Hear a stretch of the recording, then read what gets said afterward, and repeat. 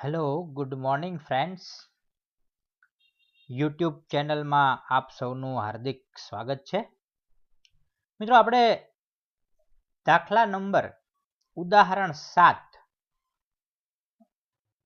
તરફ આજે આગળ વધશું. લેક્ચર 5માં સાદી પેટા નોંધો, જેમાં આજે ચારે ચાર પેટા નોંધ એટલે કે ખરીદ નોંધ, વેચાણ નોંધ, ખરીદ પરત નોંધ અને વેચાણ પરત નોંધ એકી સાથે આવી જાય એ રીતનો દાખલો આજે આપણે ગણવાનો છે. તો ટેક્સ્ટબુક પેજ નંબર 144 ઉપર જે ઉદાહરણ 7 આપેલું છે એ દાખલાની આજે આપણે ચર્ચા કરવા જઈ રહ્યા છીએ. અહીંયા જુઓ છો, ખરીદ નોંધ છે, ખરીદ પરત નોંધ છે. ઉધાર માલ ખરીદવામાં આવે તો અહીંયા નોંધ થશે, ઉધાર ખરીદેલો માલ પરત કરવામાં આવે તો અહીંયા નોંધ થશે. જ્યારે ઉધાર માલ વેચવામાં આવે, ગ્રાહકને માલનું ઉધાર વેચાણ કરવામાં આવે ત્યારે આપણે વેચાણ નોંધમાં નોંધ કરીશું, અને જ્યારે એ જ ગ્રાહક આપણને ઉધાર વેચેલો માલ પરત આપશે ત્યારે આપણે વેચાણ પરતમાં નોંધ કરીશું. બરાબર છે? તો ફટાફટ ટેક્સ્ટબુક પેજ નંબર 144 નું ઉદાહરણ કાઢો, આપણે દાખલો ગણીએ. નીચેના વ્યવહારો પરથી હસમુખભાઈના ચોપડે, તો અહીંયા ઉપર હેડિંગ આપી દેવાનું, હસમુખભાઈના ચોપડે ખરીદ નોંધ, ખરીદ પરત નોંધ, બીજા પેજમાં વેચાણ નોંધ અને વેચાણ પરત નોંધ. આ એક પેજની અંદર બંને, બીજા પેજની અંદર બંને આ દોરી નાખવાની. તો આપણે પહેલા ખરીદ નોંધનું ફોર્મેટ જોઈએ. તારીખ, વેપારીનું નામ, આવક ભરતિયા નંબર, ખાપા અને રકમ રૂપિયા. ખરીદ પરતનું ફોર્મેટ જોઈ લઈએ. તારીખ, વેપારીનું નામ, ઉધાર ચિઠ્ઠી નંબર આવશે. ખરીદ પરતમાં ઉધાર ચિઠ્ઠી નંબર, ખાપા અને રકમ રૂપિયા. એવી રીતને વેચાણ નોંધમાં તારીખ, ગ્રાહકનું નામ, જાવક ભરતિયા નંબર, ખાપા અને રકમ રૂપિયા. અને વેચાણ પરત નોંધની અંદર તારીખ, ગ્રાહકનું નામ, જમા ચિઠ્ઠી નંબર, ખાપા અને રકમ રૂપિયા આવશે. બરાબર છે? તો સૌથી પહેલા 2015 જાન્યુઆરીનો પહેલો વ્યવહાર લઈ લઈએ. ધ્રુવીલ પાસેથી 10,000 માલ ખરીદ્યો. ધ્રુવીલ વ્યક્તિનું નામ છે, માલ ખરીદ્યો એટલે ઉધાર માલની ખરીદી આવશે, ચોપડામાં ખરીદ નોંધમાં નોંધ થશે. તો માલ ઉધાર ખરીદ્યો એની નોંધ ખરીદ નોંધમાં થશે. 10,000 માં 10% વેપારી વટાવ એટલે 1000 લેસ થઈ જશે. તો 2015 માલની ઉધાર ખરીદી ખરીદ નોંધમાં નોંધાશે. જાન્યુઆરીની 1લી તારીખ વેપારીનું નામ જેની પાસેથી માલ ખરીદ્યો ધ્રુવીલ ખાતે, બિલ નંબર 110 આપેલું છે, જે આપણે અહીંયા આવક ભરતિયામાં લખીશું. 10,000 ના 10% વેપારી વટાવ 1,000 રૂપિયા બાદ થાય એટલે માલની ચોખ્ખી રકમ 9,000 અહીંયા આવશે. તો માલની ઉધાર ખરીદી ખરીદ નોંધમાં નોંધાશે. 3જી તારીખ કોમલ પાસેથી 4,000 માલ 10% રોકડ વટાવે ખરીદ્યો. કોમલ નામ છે, માલ ખરીદ્યો છે, રોકડ કે બેંકનો ઉલ્લેખ નથી એટલે ઉધાર માલની ખરીદી. પણ બરાબર જુઓ, 10% રોકડ વટાવ છે. પહેલા વ્યવહારમાં વટાવ ગણ્યો, ધ્રુવીલ વાળા વ્યવહારમાં. શું કામ? કે વેપારી વટાવ હતો, વેપારી વટાવ ગણાય, પણ પેટા નોંધમાં રોકડ વટાવ ગણાય નહીં, કારણ કે અહીંયા બધા જ વ્યવહારો ઉધાર હોય અને રોકડ વટાવ માત્ર રોકડ વ્યવહારમાં જ ગણાય. તો આપણે 10% રોકડ વટાવ ધ્યાનમાં લેશું નહીં. તારીખ 3જી વેપારીનું નામ છે કોમલ ખાતે અને પૂરેપૂરા 4,000 લખવાના છે. 10% રોકડ વટાવ અવોઇડ કરવાનો છે, એને ધ્યાનમાં લેવાનો નથી. તારીખ 7 સાજનને 8,000 માલ 5% વેપારી વટાવે વેચો. રોકડ વટાવ 2%, બિલ નંબર 90. સાજન નામ છે, માલ વેચો છે, રોકડ કે બેંકનો ઉલ્લેખ નથી, ઉધાર માલનું વેચાણ છે મિત્રો, તો એ વેચાણ નોંધની અંદર આવશે. તો અહીંયા વેચાણ નોંધમાં પહેલા વર્ષ લખશું 2015, પછી માસ લખશું જાન્યુઆરી, પછી વ્યવહારની તારીખ 7. ગ્રાહકનું નામ છે સાજન ખાતે, બિલ નંબર આપ્યું છે 90. હવે જુઓ, 8,000 ના 5% વેપારી વટાવ 400 રૂપિયા થાય. 8,000 ના 5% વેપારી વટાવ 400 રૂપિયા.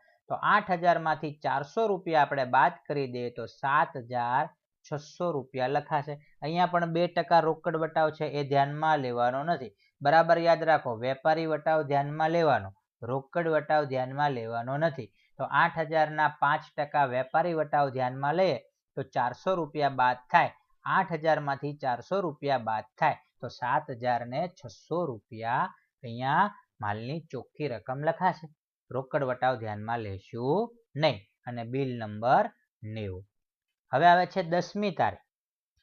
રૂપિયા 4,000 નો માલ ખરીદ્યો. જો કોઈનું નામ નથી એટલે આ વ્યવહાર રોકડ વ્યવહાર છે, એ રોકડ મેળમાં નોંધાશે, તો એની અહીંયા નોંધ થશે નહીં. જો કોઈ ગ્રાહક કે વેપારીનું નામ જ નથી, નામ વગરનો વ્યવહાર રોકડ વ્યવહાર. અને મસ્તો કેશ મેમો આપેલો છે. કેશ મેમો ત્યારે જ હોય જ્યારે વ્યવહાર રોકડ હોય. તો 10મી તારીખનો વ્યવહાર ધ્યાનમાં લેશું નહીં, કારણ કે રોકડ વ્યવહાર છે. તો હવે આવીએ 11મી તારીખે. સાજને 2,000 નો માલ પરત કર્યો, જેની સામે જમા ચિઠ્ઠી 15 સાજનને મોકલી આપી. અહીંયા આપણે સાજનને માલ વેચ્યો છે 7,600. હવે સાજન આપણને માલ પરત આપે છે 2,000 નો, તો વેચેલો માલ પરત આવે છે તો વેચાણ પરત નોંધમાં નોંધાય. તો અહીંયા વર્ષ લખશું 2015, જાન્યુઆરી 11 તારીખ. પરત આપનાર ગ્રાહક છે સાજન ખાતે. જમા ચિઠ્ઠી નંબર 15 લખશું અને માલ પરત કરે છે આપણને 2,000 રૂપિયાનો. બરાબર છે. સાજનને માલ વેચો ત્યારે વેચાણ નોંધમાં નોંધ થઈ. હવે સાજન આપણને માલ પરત આપે છે તો એ વેચાણ પરતનો માલ થયો. વેચાણ માલ પરત આવે તો ઉધાર, સાજન આપનાર છે, સાજન ખાતે જમા. તો અહીંયા 11મી તારીખ સાજન ખાતે 15 જમા ચિઠ્ઠી નંબર અને 2,000 નો માલ એ પરત કરે છે. ત્યાર પછી 15મી તારીખ. ધ્રુવીલને 10% માલ પરત કર્યો અને ઉધાર ચિઠ્ઠી નંબર 16 મોકલી આપી. તો મિત્રો જુઓ, ધ્રુવીલ પાસેથી માલ ખરીદ્યો તો 9,000 નો, તો 9,000 ના 10%, અહીંયા જે આપણે રકમ લખી હોય ને એ જ રકમના 10% કરવાના. ટેક્સ્ટબુકમાં જે રકમ લખી હોય એના નહીં. તો અહીંયા ધ્રુવીલ પાસેથી માલ ખરીદ્યો તો 9,000 નો, 9,000 ના 10% એટલે મીંડું કાઢી નાખવાનું, 900 રૂપિયા થાય. 900 રૂપિયાનો માલ આપણે ધ્રુવીલને પરત કરીએ છીએ. તો પહેલા માલ ખરીદ્યો તો, હવે ખરીદેલો માલ પરત કરીએ છીએ તો એની નોંધ ખરીદ પરત નોંધમાં થશે. 2015 જાન્યુઆરીની 15 તારીખ. વેપારીનું નામ છે ધ્રુવીલ ખાતે. ઉધાર ચિઠ્ઠી નંબર 16 લખી છે તો અહીંયા 16 લખશું અને 9,000 ના 10% 900 રૂપિયાનો માલ પરત કરીએ છીએ. ફરીવાર માલ કેટલો પરત કરીએ છીએ? 10%. તો કોના 10% થાય? જે માલ ખરીદ્યો હોય એના. 9,000 નો માલ ખરીદ્યો છે તો 9,000 ના 10% 900 રૂપિયા. બરાબર છે. તો માલ પરત થશે, ખરીદ પરત નોંધમાં નોંધાશે, ખરીદેલો માલ છે. નેક્સ્ટ 16મી તારીખ. શ્રી બહુચર ફર્નિચર માર્ટમાંથી 5,000 નું ફર્નિચર ખરીદ્યું. મિત્રો બહુચર ફર્નિચર માર્ટ વ્યક્તિનું નામ છે, રોકડ કે બેંકનો ઉલ્લેખ નથી, એટલે ફર્નિચર ઉધાર ખરીદેલું છે. છતાં પણ એક પણ પેટા નોંધમાં આ વ્યવહાર આવશે નહીં, કારણ કે આપણે ફક્ત માલની જ ખરીદી નોંધીએ છીએ, મિલકતની નહીં. તો ફર્નિચર તો મિલકત થઈ ગઈ. બાકી બધામાં જુઓ, ધ્રુવીન પાસેથી માલ ખરીદ્યો, કોમલ પાસેથી માલ ખરીદ્યો, સાજનને માલ વેચ્યો, બરાબર છે. પણ અહીંયા તો ફર્નિચર ખરીદ્યું એટલે મિલકત થઈ ગઈ, એ તો ખાસ આમ નોંધમાં જાય, અહીંયા હવે નહીં. તો 16મી તારીખનો વ્યવહાર આપણે અવોઇડ કરશું, ધ્યાનમાં લેશું નહીં, કારણ કે મિલકત ખરીદીનો વ્યવહાર છે. 18મી તારીખ. નિર્મી પાસેથી 30,000 નો માલ ખરીદ્યો, અડધા નાણાં તરત જ ચૂકવી દીધા. અડધો પડધો વ્યવહાર ઉધાર હોય તો એને સંપૂર્ણ ઉધાર ગણી અને નોંધ કરવાની રહેશે. તો આપણે નિર્મી પાસેથી માલ ખરીદ્યો છે તો ખરીદ નોંધમાં, ઉધાર માલની ખરીદી ખરીદ નોંધમાં 18 તારીખ.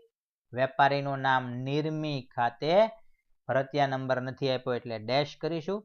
પૂરેપૂરા 30,000. અડધા નાણાં ચૂકવ્યા એ ધ્યાનમાં લેશું નહીં. જ્યારે વ્યવહાર અડધો ઉધાર હોય તો નિયમ એવો છે કે તેને સંપૂર્ણ ઉધાર ગણી પેટા નોંધમાં નોંધ કરવી. તો પૂરેપૂરો 30,000 નો વ્યવહાર આપણે ઉધાર ગણી અને નોંધ કરશું. બરાબર છે. 19મી તારીખ. નિર્મી પાસેથી ખરીદેલો બધો જ માલ હેલીને 36,000 માં વેચી દીધો.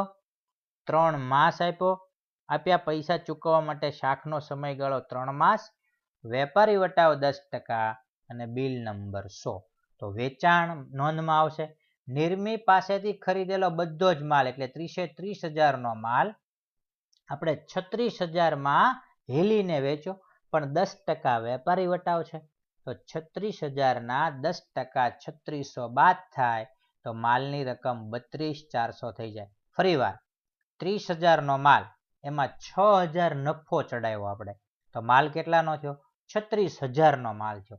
હેલીએ ડિસ્કાઉન્ટ માંગ્યું, તો આપણે 36,000 ઉપર એને 10% ડિસ્કાઉન્ટ આપ્યું, તો 36,000 માંથી 10% 3600 રૂપિયા લેસ થઈ ગયા, તો આપણે માલ વેચો 32,400 માં. તો 19 તારીખ, ગ્રાહકનું નામ છે હેલી, ખાતે બિલ નંબર 100 આપ્યું છે અને માલની રકમ 32,400. ફરીવાર 32,400 કેવી રીતે આવ્યા? 30,000 માં 6,000 નફો ચડાવ્યો, એટલે 36,000 માં માલ વેચો, 36,000 માં 10% ડિસ્કાઉન્ટ આપ્યું, એટલે 36,000 ના 10% 3600 બાદ થયા, 36,000 માંથી 3600 બાદ કરો એટલે 32,400. બરાબર છે. નેક્સ્ટ 20મી તારીખ, હેલી પાસેથી અડધો માલ પરત આવ્યો, જે માલ આપણે નિર્મીને મોકલી આપવામાં આવ્યો.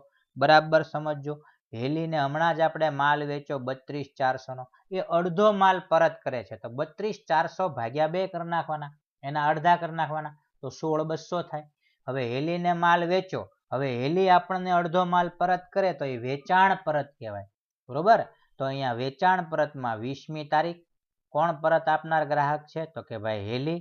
તો કે હેલી ખાતે અડધો માલ, તો રકમના અડધા કરી નાખવાના, 32,400 ના અડધા 16,200, તો 16,200 રૂપિયાનો માલ પરત આવ્યો, જે આપણે વેચાણ પરત નોંધમાં નોંધી નાખશું. તો 20મી તારીખ, હેલી ખાતે 32,400 નો અડધો માલ પાછો આવ્યો, તો ભાગ્યા 2 કરી નાખો, અડધો એટલે ભાગ્યા 2, તો 16,400 નો માલ પરત આવ્યો. હવે આ માલ જે આપણી પાસે પરત આવ્યો એ આપણે નિર્મીને મોકલી આપ્યો, તો બરાબર જોવાનું કે હેલીને વેચો તો 32,400 માં, તો એના અડધા 16,200 થાય, પણ નિર્મી પાસેથી તો કેટલાનો માલ ખરીદ્યો? તો આ 30,000 નો. યાદ કરો, 30,000 માં 6,000 નફો ચડાવ્યો હતો અને 10% ડિસ્કાઉન્ટ આપીને 32,400, તો હેલી પાસેથી અડધો માલ પરત આવે તો 32,400 ના અડધા થાય. બરાબર ને, કારણ કે વેચાણ કિંમત છે.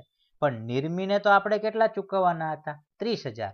તો આપણે જ્યારે હવે એ માલ નિર્મીને પરત કરશું તો 30,000 ના અડધા 15,000 થશે. બરાબર છે. તો ખરીદ પરત નોંધમાં લખશું 20મી તારીખ, નિર્મી ખાતે અડધી રકમ 15,000. આ આખો આમ ચોરસ માલ થઈને પાછો આવી ગયો. નિર્મી પાસેથી ખરીદ્યો, હેલીને વેચ્યો, હેલીએ અડધો માલ પાછો આપ્યો, એ આપણે નિર્મીને પાછો આપ્યો. પણ રકમ જોવાનું, હેલી અડધો માલ પાછો આપે તો હેલીની રકમના અડધા થાય, અને આપણે નિર્મીને એ અડધો માલ પાછો આપીએ તો નિર્મીના રકમના અડધા થાય 15,000. બરાબર છે, કારણ કે આ વેચાણ કિંમત છે, તો વેચાણ કિંમતના અડધા 16,200. આ ખરીદ કિંમત છે, તો ખરીદ કિંમત, આપણું પેમેન્ટ 30,000 નું છે. હવે આપણે અડધો માલ પાછો આપી દઈએ તો કેટલા રૂપિયાનો માલ પાછો આપીએ? તો કે 30,000 ના અડધા 15,000. બરાબર છે મિત્રો. ત્યાર પછી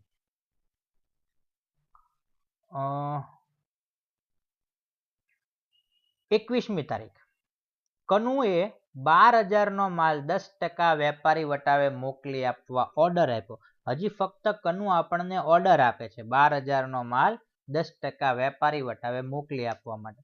તો મિત્રો જ્યારે ઓર્ડર આપ્યો ત્યારે એ વ્યવહાર બિન આર્થિક વ્યવહાર કહેવાય. બરાબર, તો અત્યારે તો આ 21મી તારીખનો વ્યવહાર નોંધાશે નહીં, કારણ કે હજી ઓર્ડર આપ્યો છે.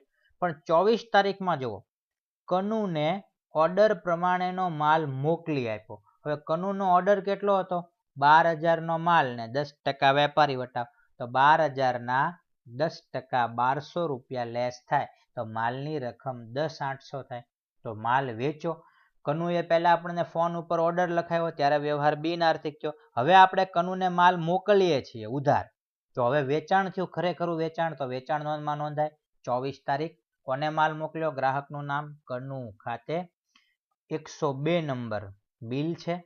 અને 10,800 કેવી રીતે આવ્યા? 12,000 નો માલ અને 10% વેપારી વટાવે મોકલવાનો ઓર્ડર હતો, તો 12,000 ના 10% મિત્રો 1,200 રૂપિયા લેસ થાય. તો 1,200 રૂપિયા લેસ થાય તો 10,800 વધે. તો 12,000 ના 10% 1200 લેસ કરીએ તો 10,800 રૂપિયા આવે. બરાબર છે. ત્યાર પછી 25મી તારીખ. હા, 24મી તારીખમાં જે મજૂરીના 300 રૂપિયા છે એ રોકડ મેળમાં આપણે નોંધીશું. કનુને ઓર્ડર પ્રમાણેનો માલ મોકલ્યો ને, તો અહીંયા તો ફક્ત આપણે માલની જ રકમ લખશું. 12,000 ના 10% બાદ 10,800. મજૂરીના જે 300 રૂપિયા છે એ રોકડ મેળમાં નોંધાશે. અહીંયા આપણે નોંધતા નથી, કોઈ ખર્ચ નોંધતા નથી. 25મી તારીખમાં જો રોકડ ખરીદી અને રોકડ વેચાણ છે એ બંને રોકડ મેળમાં નોંધાય. અહીંયા તો આપણે ઉધાર જ નોંધીએ છીએ, તો અહીંયા કોઈ પણ પ્રકારનું વેચાણ નોંધાશે નહીં અને ખરીદી નોંધાશે નહીં, કારણ કે બંને રોકડ છે. છેલ્લી તારીખ 31. કનુએ અડધો માલ પરત કર્યો અને પ્રમાણસર મજૂરીના મજરે આપવાનું નક્કી કર્યું. હવે અહીંયા આપણે મજૂરી નોંધી જ નથી કનુમાં, તો મજૂરી અહીંયા નોંધાશે નહીં, પણ કનુએ અડધો માલ પરત કર્યો એ અહીંયા નોંધાશે. તો 10,800 ના અડધા 5,400. ચલો, વેચેલો માલ પરત આવે તો વેચાણ પરતમાં 31 તારીખ. કનુને આપણે વેચો તો કનુ પરત આપે તો વેચાણ પરતમાં આવે. બરોબર છે. જો અહીંયા નિર્મી પાસેથી ખરીદ્યો નિર્મીને પાછો આપીએ તો ખરીદ પરતમાં આવે. કનુને વેચો હોય અને કનુ આપણને પરત આપે તો વેચાણ પરતમાં. 31મી તારીખ કનુ ખાતે 10,800 નો અડધો માલ પરત કર્યો એને, તો 10,800 ના અડધા 5,400. બરાબર છે. લ્યો, અહીંયા વ્યવહાર પૂરા થઈ ગયા. તો આપણે ખરીદ નોંધનો ટોટલ કરીએ. 9,000 વત્તા 4,000 વત્તા 30,000 ઇઝ ઇક્વલ ટુ 43,000 થશે કુલ ઉધાર ખરીદી. વેચાણ નોંધનો સરવાળો 7600 વત્તા 32,400 વત્તા 10,800 ઇઝ ઇક્વલ ટુ 50,800. ખરીદ પરત 900 વત્તા 15,000 ઇઝ ઇક્વલ ટુ 15,900. અને વેચાણ પરતનો સરવાળો 2,000 16,200 અને 5400 ઇઝ ઇક્વલ ટુ 23,600. ઓકે મિત્રો, તો આ ચારે ચાર પેટા નોંધ આવી જાય એવો દાખલો છે. તો આ દાખલો પૂરો થયા પછી હવે નેક્સ્ટ લેક્ચરની અંદર આપણે ખર્ચના ખાનાવાળી પેટા નોંધ નીકળી ગઈ છે કોરોના કાળમાં. બરાબર છે. એ આપણા આ વર્ષ પૂરતા અભ્યાસક્રમમાં નથી, પણ ખાનાવાળી એટલે કે માલના પ્રકારના ખાનાવાળી પેટા નોંધ છે, તો એનો આપણે એક એક દાખલો ગણીશું. બરાબર. તો એક એક દાખલો પૂરો કરશું આપણે. ત્યાં સુધી તમે આવી પેટા નોંધો છે એનો અભ્યાસ કરતા રહેજો. બરાબર છે. ત્યાં સુધી આવજો.